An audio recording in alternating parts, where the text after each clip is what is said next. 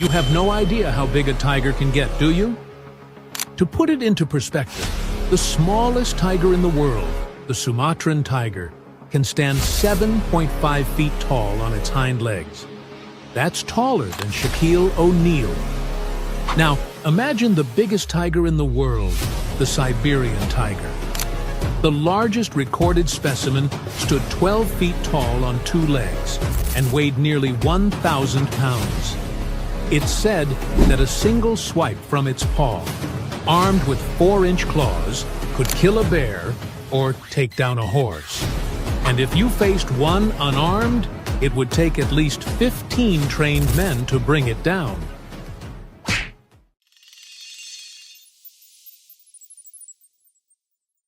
Thank you very much. Thank you very much. Congratulations. One battle in the tense trade war over. A much-anticipated deal between the U.S. and Europe reached at Mr. Trump's private club in Scotland today. It's a very big deal. It's the biggest of all the deals. This new framework comes just days before the president's evolving tariff deadline of August 1st. We have a deal. We have a trade deal between the two largest economies in the world. And it's a big deal. It's a huge deal. The White House says the president paused his private golf outing here to meet with the EU Commission president at her request. Ursula von der Leyen represents the 27-country alliance, among the largest U.S. trading partners. It will bring stability. It will bring predictability. That's very important for our businesses on both sides of the Atlantic.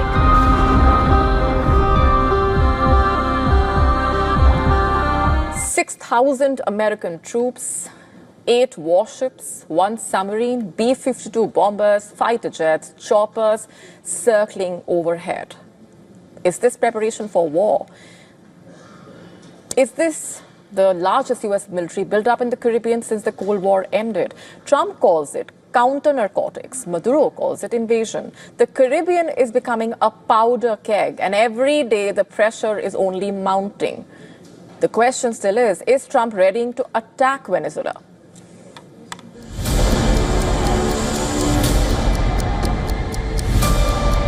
A storm is brewing in the Caribbean. More than 6,000 U.S. sailors and Marines have moved into striking range of Venezuela in one of the largest American military deployments in the region since the Cold War. The Pentagon insists it's a counter-narcotics mission, but with stealth fighters prowling the skies and guided missile destroyers patrolling the waters, few believe it ends there. There are 8 warships in the Caribbean Sea. Among them are 3 assault ships and 3 destroyers. Along with that are Harrier jets and choppers. Again, near Cuba in Puerto Rico, there is an entire squadron of F-35 fighter jets. The Reaper drones patrol the skies. Apart from these, there is an attack submarine and B-52 bombers in the region. Washington's goal was clear: cripple the alleged drug trafficking pipeline from Venezuela. The operational zone became a kill zone for smugglers. At least 8 vessels suspected of carrying narcotics towards the US have already been destroyed in kinetic strikes. But Venezuela was not silent. Facing the colossal offshore deployment, President Nicolas Maduro struck back with a defiant, chilling announcement.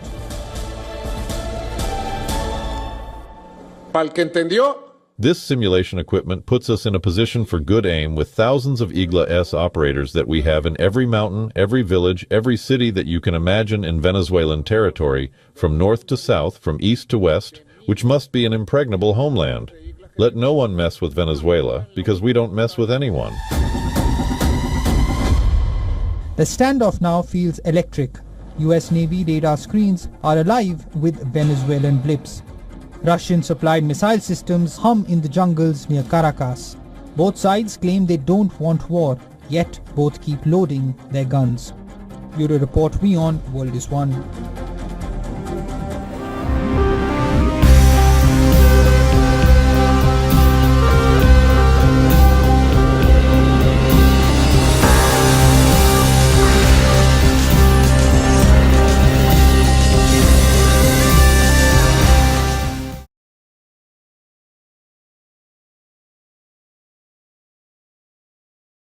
From the Mirror here. Come to Brighton, they said. It'll be sunny, they said. Get fish and chips, they said. Well, none of those things are happening. Why am I here? Because Keir Starmer, our Prime Minister, is here talking about digital ID. What is digital ID? The Prime Minister announced plans to roll out digital ID for all very recently. This will mean that on a government app, you will be able to get a digital ID, a way to prove your identity. So you'll be able to use this for things like buying alcohol, if you need to prove your identity when you're renting a new place, or for when you need to do it when you're getting a new job. Now, the Prime Minister has been clear that it's not mandatory. If you still want to pay money and get physical documents, you're free to do that. Except it is mandatory in some cases. If you do want to work, if you want to prove your right to work, then yes, you do need to. There has been a lot of backlash. People are worried about civil liberties, about mass surveillance, about privacy with their data. So the question is digital ID a danger or is it going to be a benefit? Sophie Hutchinson from the Mirror. Hi, Prime Minister. So support for digital ID cards fell from 35% in early summer to minus 14% after you announced it. Are you still going to press ahead with this policy, even though it's clearly very unpopular with the public? I do, because I think there's massive benefits. But I think what we need to do, and this is an opportunity, is to get over the benefits of it. Because I suspect if you did a survey, maybe you could do this. Said, do you want to cut the fat when you want to rent or buy or otherwise prove your identity, to something simple on your phone and not your passport, your driving license, your bank account, your birth certificate. I suspect, and lots of people say, if you've got something that can cut the faff out of my life, I'll be up for it. So I think we've got to demonstrate benefits of this, why it will actually help so many people access support they're entitled to. And the best evidence of that is in pretty well every country that's got digital ID and it's not mandatory, the take-up rates are massive because it ends up being such a useful tool for people. So I think we've just got to make that positive case for it.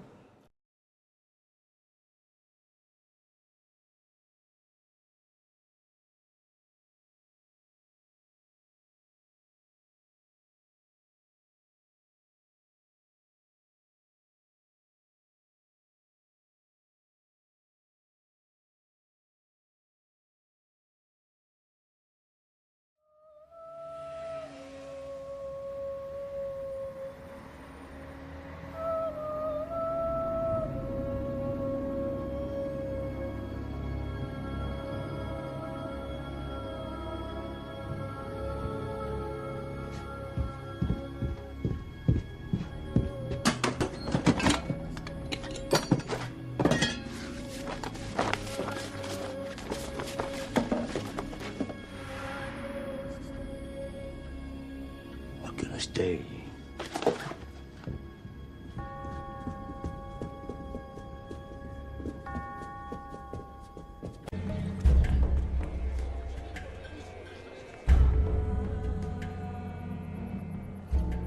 It is said, the comet always precedes them, these world enders.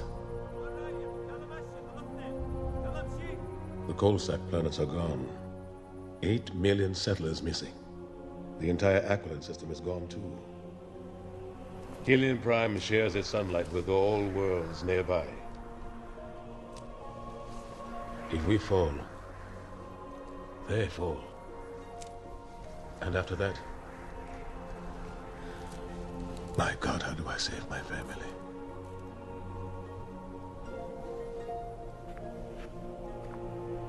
Have you heard anything I've said? Said it's all circling the drain, the whole universe, right? That's right.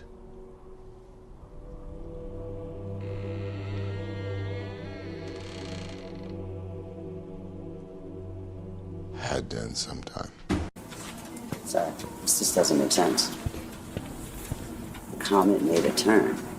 Turn? Yeah, look, it just completely shifted its orbit. Orbits don't shift unless the sun shifts. Let me see that.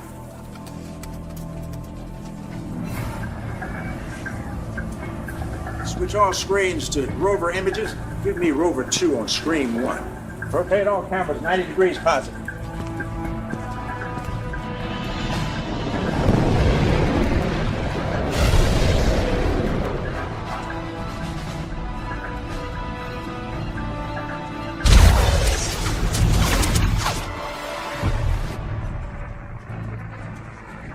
my God.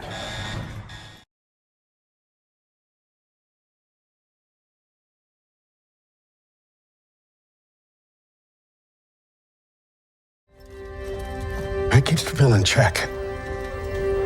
Keeps the world straight. They see how prepared we are. No one starts a nuclear war.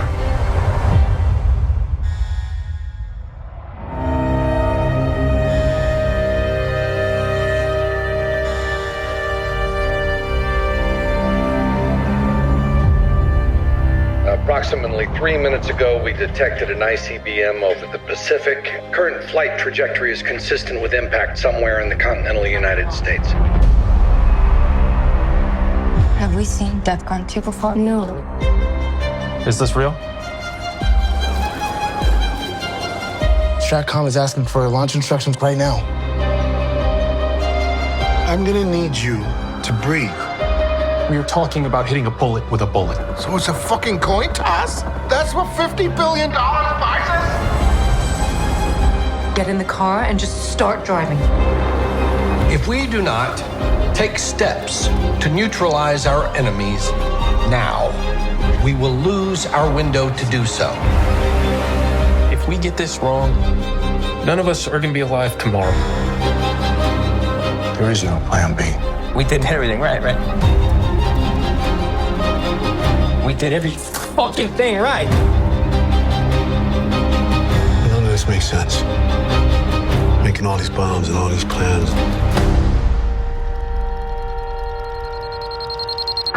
The walls are just ready to blow.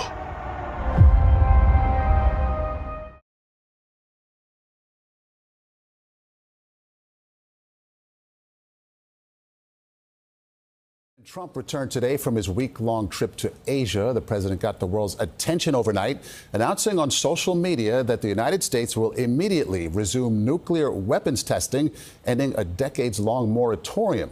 Senior White House correspondent Ed O'Keefe has the details. The last time the U.S. conducted a nuclear test was in 1992, when a bomb detonated beneath the Nevada desert.